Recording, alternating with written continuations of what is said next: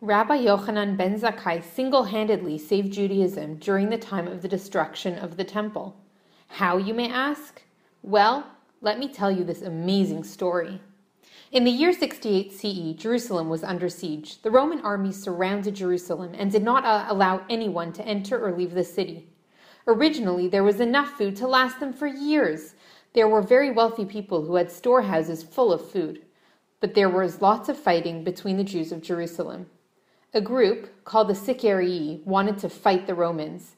They felt that they would win the battle. The rabbis, on the other hand, called for surrender to the Romans. They thought that if they surrendered, the temple might be spared.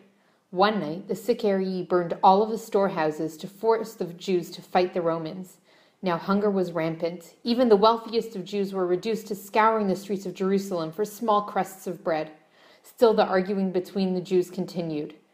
Rabbi Yochanan ben Zakkai had a nephew named Abba Sikra, who was the head of the Sicarii group. He called him over and they had a talk. "You know that we have no chance of winning the Romans," Rabbi Yochanan ben Zakkai said. Abba Sikra answered, "I know, but I can't turn my back on the other Sicarii. They will kill me." "I have a plan, but I need your full cooperation." Rabbi Yochanan whispered the plan to his nephew.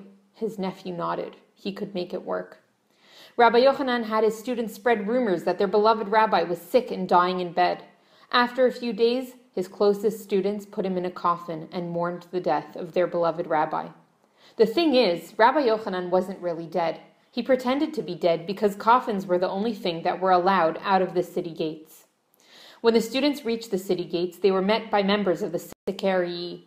They were posted at the city gates because they wanted to make sure that nobody was going over to the Romans to surrender. They were suspicious of the coffin and wanted to stab the body to make sure that the rabbi was really dead. His students who were carrying the coffin told the Sicarii to keep their daggers away from the body because it was important that the Romans did not think that the Jews were murdering their rabbis. The Sicarii agreed, and the coffin was carried outside the city gates of Jerusalem. Once outside the city gates, Rabbi Yochanan came out of the coffin and went directly to Vespasian, army general of the Romans. "Peace be unto you, O king! Peace be unto you, O king!" cried Rabbi Yochanan. "King? I'm not a king," retorted Vespasian. "Actually, you are deserving of death on 2 accounts. Firstly, if I am not a king, why do you call me king? If I am king, why did you wait until today?" Thankfully, just then, a messenger arrived from Rome and told Vespasian that the Roman king was dead. Vespasian was to be anointed the new king of Rome. Vespasian was very impressed, so he offered Rabbi Yochanan to make 3 requests. Without missing a beat, Rabbi Yochanan asked for 3 things. First, the city of Yavneh should be spared. The sages that want to live there should be able to get there safely. Second, the family of Rabban Gamliel should be spared. Rabbi Gamliel was a descendant of King David himself. That way, the Jewish monarchy could eventually return. Third, a doctor for Rabbi Tzadok, a pious man who fasted and prayed for years to prevent the destruction of the temple. He was in such a weak state that he needed a doctor immediately. And before returning to Rome, the new king, Vespasian, agreed. Rabbi Yochanan and his students who moved to Yavneh founded a yeshiva. It was there that Judaism continued to flourish after the destruction of the temple.